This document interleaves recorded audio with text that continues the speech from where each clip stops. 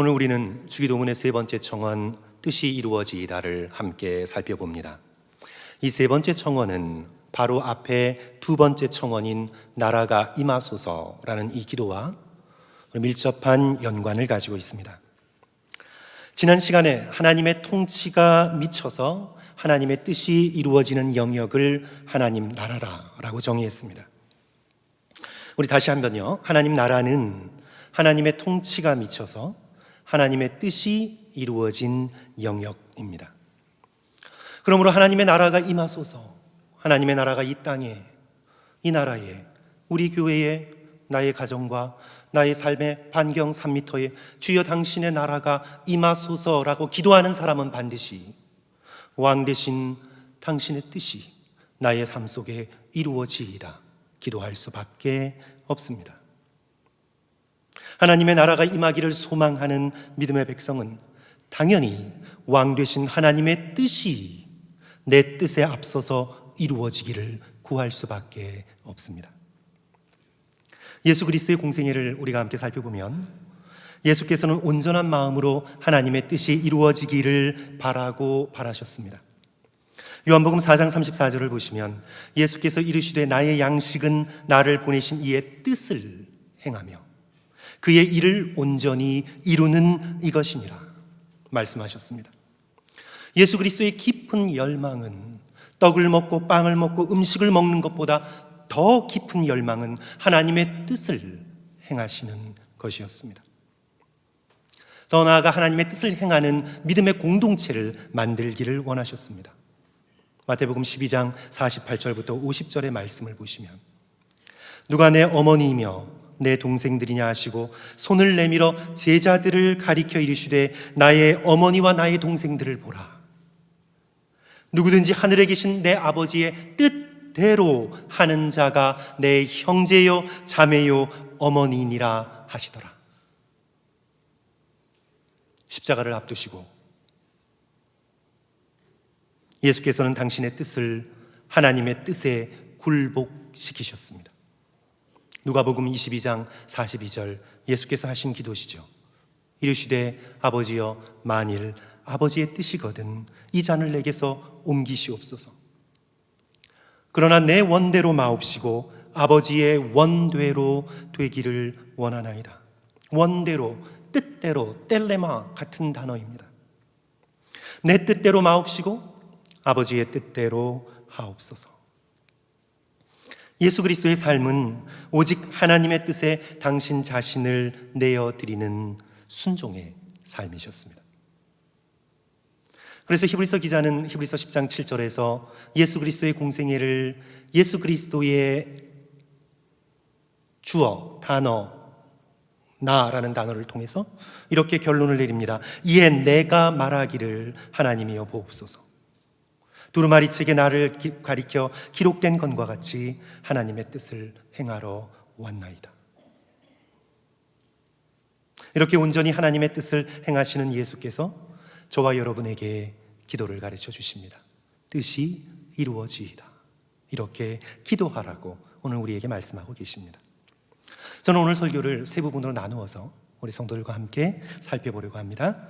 첫째로 우리 인간의 뜻은 언제나 왜곡되고 불완전하다라는 사실과 그리고 둘째로 하나님의 뜻은 언제나 선하시며 완전하시다라는 이 진리와 마지막으로 그렇다면 어떻게 우리가 일상의 삶 속에서 하나님의 뜻을 구할 수 있을까?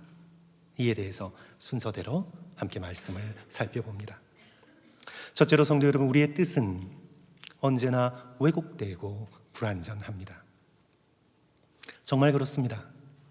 지금 내가 저것만 가질 수 있다면, 이 일만 내게 이루어진다면 내가 행복할 텐데 우리는 그렇게 생각하지만 사실 그런 인간의 뜻은 쉽게 변하는 불완전한 것입니다. 저는 어렸을 때 우리 많은 남자 학생들이 그랬던 것처럼 이 조립식 장난감 병정을 너무너무 좋아했습니다.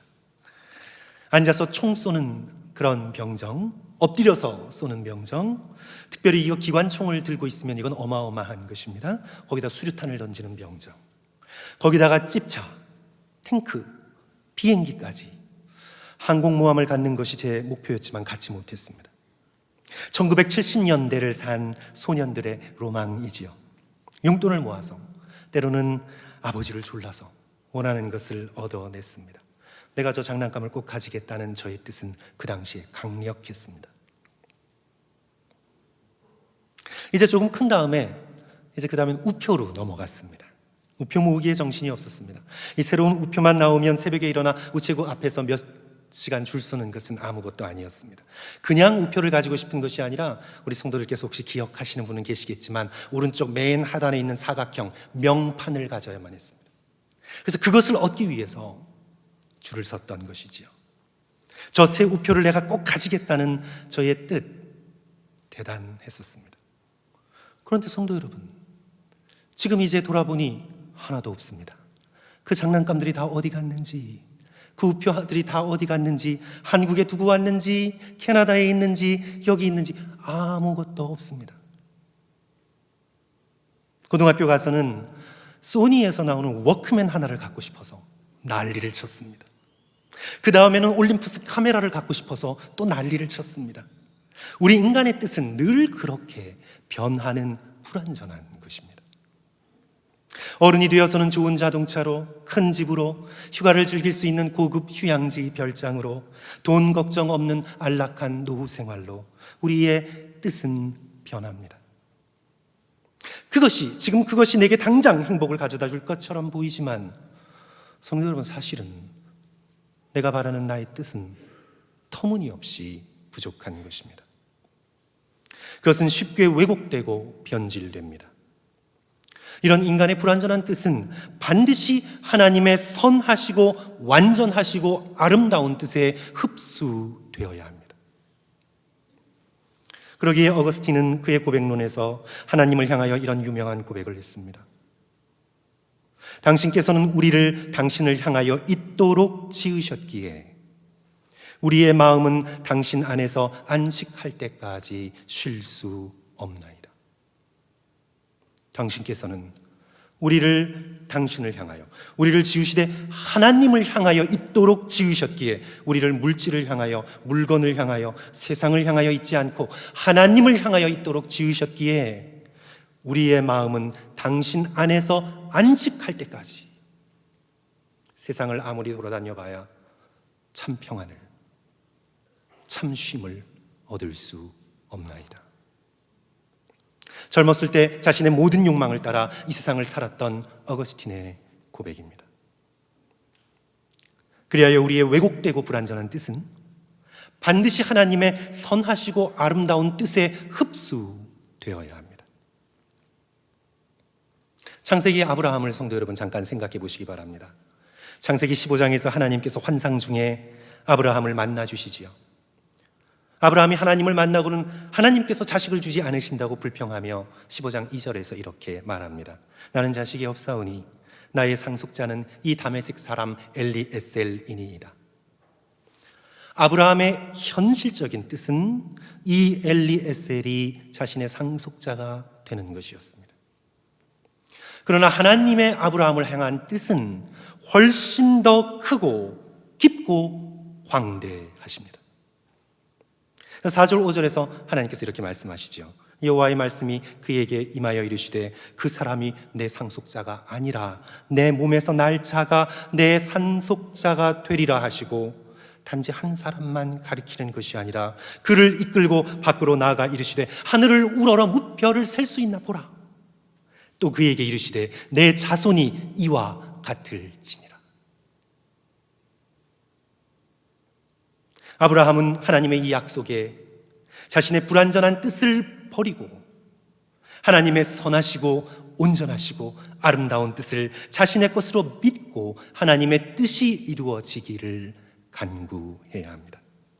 우리의 불완전한 뜻은 하나님의 완전하신 뜻 안에서 녹아져야 합니다.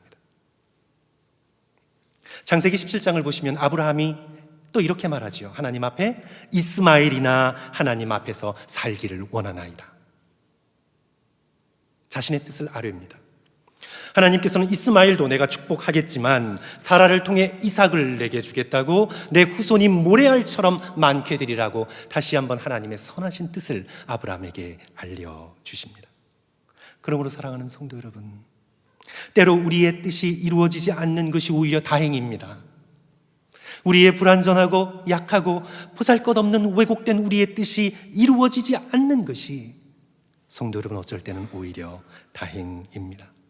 만약 우리의 뜻이 우리의 원함대로 이 세상에서 다 이루어졌다면 우리는 지극히 불행할 것입니다. 우리는 하나님의 선하시고 온전하시고 아름다운 뜻을 신뢰하며 주님의 뜻이 이루어지이다 온 마음을 다해 기도할 수 있는 그런 저와 여러분 되시기를 주님의 이름으로 간절히 축원합니다. 이는 자연스럽게 두 번째로 이루어지지요. 우리가 깨달아 알아야 할 것은 하나님의 뜻은 언제나 선하고 아름답다는 진리입니다. 우리가 신앙생활을 해나가면서 가지게 되는 가장 큰 오해 가운데 하나는 뭐냐 하면요, 하나님의 뜻을 생각할 때 거의 대부분 성도들은요, 하나님의 뜻 하면 고난받겠구나, 십자가를 져야 하는구나, 하나님의 뜻 하면 왠지 우울하고 힘든 분위기로 하나님의 뜻을 생각합니다.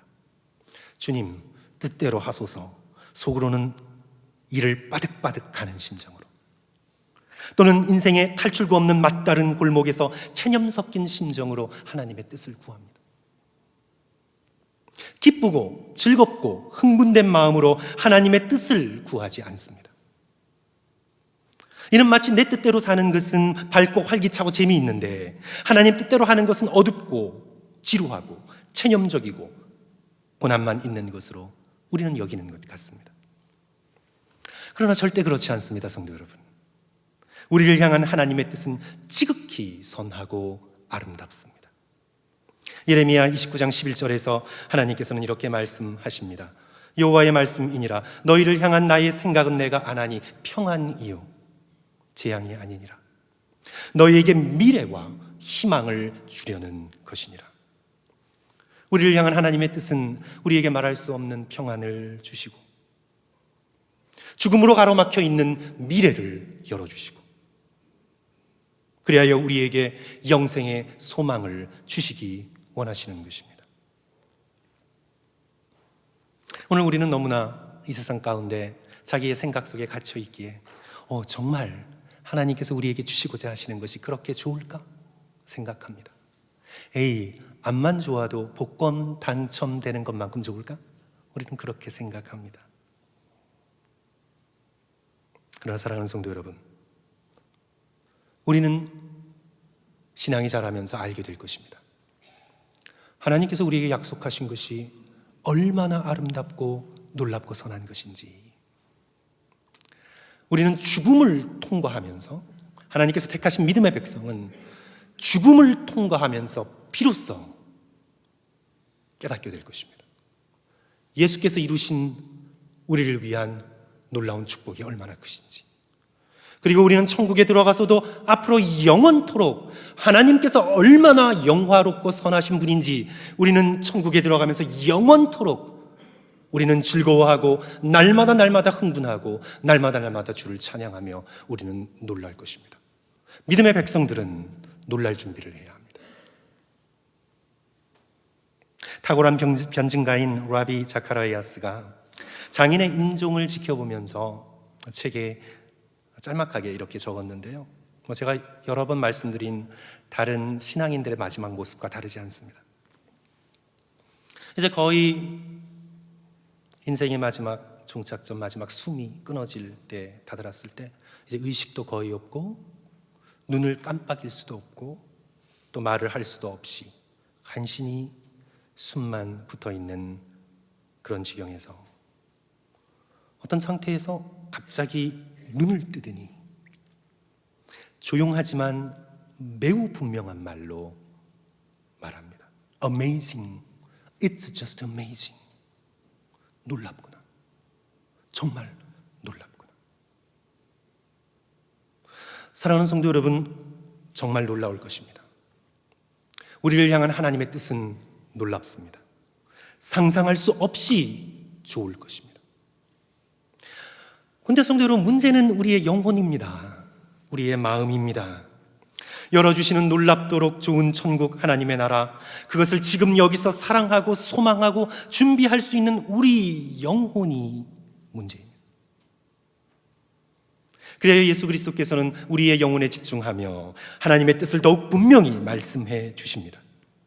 그것이 바로 요한복음 6장 39절과 40절 말씀인데요, 이 시간 성도 여러분, 성경을 한번 펴셔서, 성경 가지고 계신 분은 우리 함께 찾아서 읽어보았으면 좋겠습니다. 예수께서 하나님의 뜻을 너무나 분명하게 정확하게 말씀하셨습니다.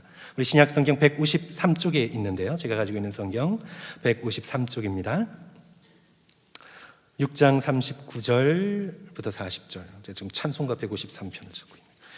6장 39절 40절, 우리 신약 성경 153쪽입니다.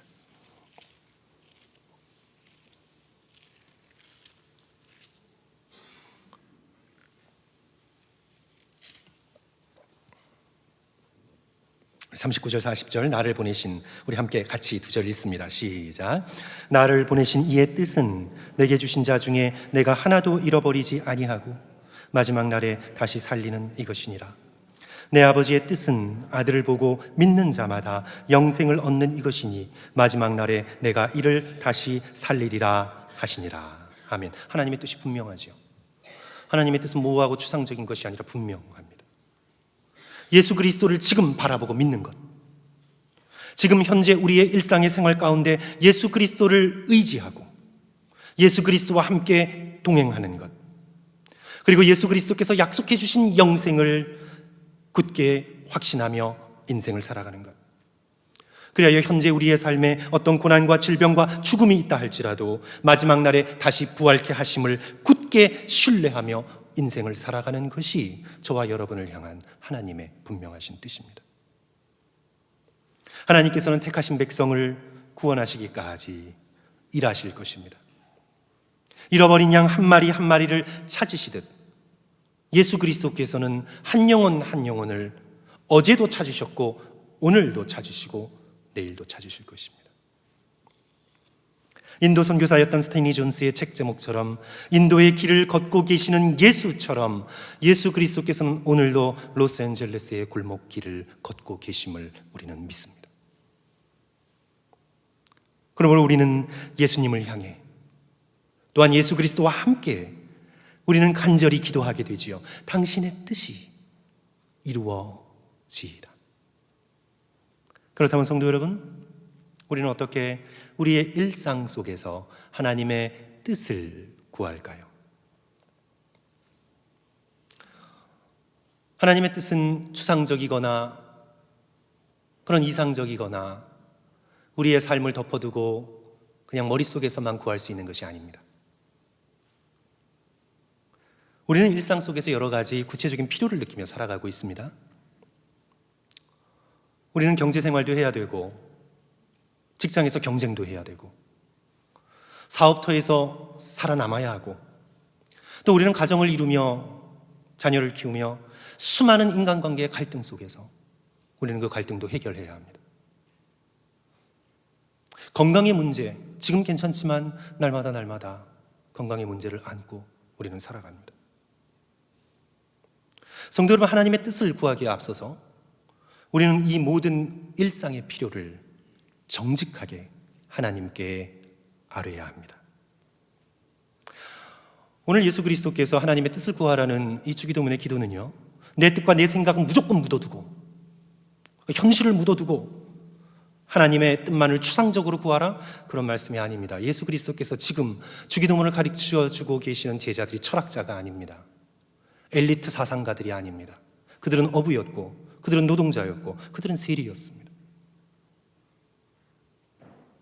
기도는 밑바닥에서부터 시작하는 것입니다. 성도 여러분, 우리의 신앙생활의 오류 가운데 하나가 뭐냐면요, 신앙생활을 이상으로 시작하면 안 됩니다. 이상은 하나님 앞에 내 마음속에 간직해 두면서 언제나 시작은 우리의 밑바닥부터 시작을 해야 합니다. 하나님께서는 우리를 만나주시되 저 높은 이상에서 만나주시는 것이 아니라 우리가 발 딛고 서 있는 자리에서 우리를 만나주십니다. 내가 실패한 자리, 내가 넘어진 자리, 나의 죄된 자리에서 하나님께서 우리를 만나주시는 것입니다. 우리 창세기 28장 야곱의 이야기를 보시면 야곱이 형 에서를 피해 밧단 아람으로 도망가면서 베델에서 돌베개를 베고 잠을 자지 않습니까? 그때 하늘이 열리며 사닥다리가 내려오며 거기에 서 계신 하나님을 보지 않습니까? 하나님은 우리가 서 계신 자리에서, 서 있는 자리에서 우리를 만나 주십니다. 그러므로 기도의 시작은요, 성도 여러분, 정직하게 우리의 필요와 생각과 느낌을 하나님 앞에 아뢰는 것입니다. 주님, 내일 내시경 검사 받으러 가는데 사실 너무나 두렵습니다. 혹시 뭔가 있을까 봐 너무 불안합니다. 주님, 바라기는 아무 일 없도록 제발 도와주세요. 전 아직도 해야 할 일이 많습니다. 주님, 제게 인생의 시간을 조금만 더 허락해 주세요. 주님, 제발 그렇게 해주세요. 솔직하게 우리의 자신의 생각과 느낌과 바람을 구하십시오. 그런데 여기에 멈추면 안 되죠. 이제 여기에서 우리는 한 걸음 더 나가야 합니다. 빌립보서 4장 6절은 오늘 우리에게 이렇게 말씀합니다. 아무것도 염려하지 말고 다만 모든 일에 기도와 간구로 너희 구할 것을 아뢰되 어떻게 아뢰라고 말씀합니까? 감사함으로 아뢰라. 성도 여러분, 모든 일을 아뢰되 감사함으로 아뢰라고 합니다. 그런데 어떨 때 감사할 수 있습니까? 우리가 어떨 때 감사할 수 있어요? 환경을 바라볼 때 감사할 수 있나요? 아니죠. 우리는 먼저 눈을 들어 하나님의 선하심을 바라볼 때 우리는 감사할 수 있습니다. 우리는 하나님의 선하신 뜻을 믿을 때 하나님께 감사할 수 있습니다. 성도 여러분, 만약 하나님께서 저와 여러분을 향해 무시무시한 뜻을 품고 계시다면 저와 여러분의 인생은 종친 것입니다. 끝입니다. 그러나 하나님은 우리를 향해 예수 그리스도의 십자가의 사랑으로 지극히 선하고 아름다운 뜻을 가지고 계시기에 우리는 우리의 모든 필요와 심지어 인생의 위기 앞에서도 하나님 앞에 감사할 수 있습니다. 주의 선하신 뜻을 신뢰하고 의지할 수 있습니다. 그래야 계속해서 기도할 수가 있죠. 그러나 주님, 내일 무슨 일이 있어도 혹시 암이라고 해도 저는 주님께 감사할 수밖에 없습니다. 십자가의 사랑으로 나를 구속해 주시고 영생을 주시고 죽음을 넘어 빛나는 천국을 약속해 주신 그 은혜에 제가 어찌 감사하지 않을 수 있겠습니까? 비록 투병하는 고통이 기다리고 있겠지만 능히 견딜 힘을 주시리라 믿습니다. 이 고통을 통해 저를 더 굳세고 용기 있고 지혜롭고 사랑 많은 당신의 자녀로 빚어가실 하나님의 선하신 뜻을 저는 신뢰합니다. 건강하던 병들던 살던 죽던 저는 오직 당신의 것입니다. 저의 삶을 통해 하나님의 뜻을 이루소서. 우리는 그렇게 우리의 필요에서부터 시작하여 하나님의 뜻을 구할 때 빌립보서 다음 절인 4장 7절은 우리에게 이렇게 놀라운 약속을 주십니다. 그리하면 모든 지각에 뛰어난 하나님의 평강이 그리스도 예수 안에서 너희 마음과 생각을 지키시리라. 세상이 줄 수 없는 하늘의 놀라운 평강으로 우리를 채우시겠다고 약속하십니다. 그러므로 사랑하는 성도 여러분, 지금부터 여러분의 모든 일을 하나님께 아뢰십시오. 미주알 고주알 다 아뢰십시오. 여러분이 하나님께 미주알 고주알 아뢰지 않으면 여러분은 사람들을 붙들고 미주알 고주알 아뢰게 되고 그리고 결국은 불평하고 비난하는 삶을 살게 됩니다. 그러나 하나님께 나의 모든 것을 다 아뢰고 나면 우리는 사람들을 향해 축복하고 용기 주고 감사하는 신앙생활을 해나갈 수 있습니다. 그러므로 사랑하는 성도 여러분, 여러분의 솔직한 생각과 느낌과 바람을 올려드리시고 하나님의 선하신 뜻을 붙들고 감사하십시오. 미래에 어떤 일이 일어나도 하나님의 선하신 뜻이 이루어짐을 믿고 언제나 골고다 십자가의 언덕을 바라보며 감사하고 감사하기로 결단하시는 저와 성도들 되시기를 주님의 이름으로 간절히 축원합니다. 말씀을 정리합니다. 성도 여러분, 예수님은 이미 삼위일체 하나님의 완벽하신 사랑 안에서 부족함이 없으십니다. 이미 예수 그리스도 성자 하나님은요, 성부, 성자, 성령의 완전한 사랑 속에 아무 부족함이 없으십니다. 이미 하늘은 삼위 하나님의 영광을 선포하고 있고, 이미 궁창은 하나님의 하신 일을 나타내고 있습니다. 우리 인간이 찬양을 하지 않아도 천사는 이미 거룩하다, 거룩하다, 거룩하다 만군의 여호와여, 그 영광이 온 땅에 충만하도다. 이미 하나님을 찬양하고 노래하고 있습니다. 이미 하늘에는 하나님의 선하신 뜻이 완전히 다 이루어졌습니다. 그러나 이 땅, 인간의 죄악으로 물든 이 고통과 비극의 땅을 살아가는 우리를 불쌍히 여기셨습니다. 그리하여 성자께서 하늘 보좌를 버리시고 인간의 몸을 입어 이 역사 가운데 들어오셔서 이 땅을 33년간 살아내셨습니다. 죄인인 우리가 겪어야 하는 온갖 고난을 당신의 거룩한 육체에 다 겪으셨습니다. 그리고 우리가 겪어야 할 지옥의 그 끔찍한 고통을 십자가에서 친히 다 겪어내셨습니다. 아들이시면서도 죄인인 우리를 불쌍히 여기셔서 구원하시려는 성부 하나님의 온전한 뜻을 당신의 뜻으로 받아들이셨습니다. 그리고 십자가에서 다 이루었다 외치심으로 십자가의 구속 사역을 예수 그리스도께서는 온전히 이 땅에서 다 이루셨습니다.